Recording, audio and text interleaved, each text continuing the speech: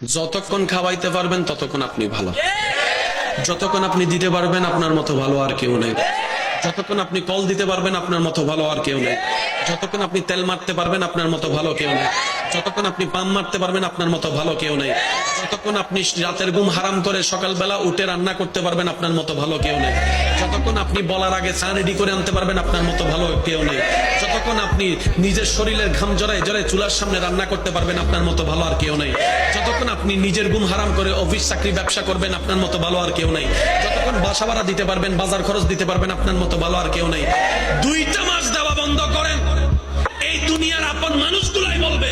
কি কইরা করাই ফেলছো, কিছু বলতে গেলে বলবে যে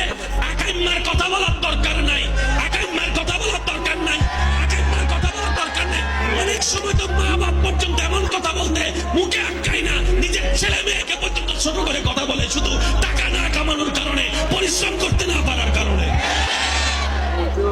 এই দুনিয়া কি দিবে? যতক্ষণ দিবেন ততক্ষণ।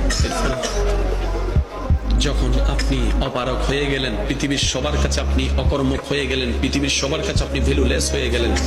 ঠিক তখন আপনি রবকে ডাকেন, রব বলবে যে বান্দা আমি তোর জন্য আছি, তোর সাথে আছি, আমার রহমত তোর সাথে আছে।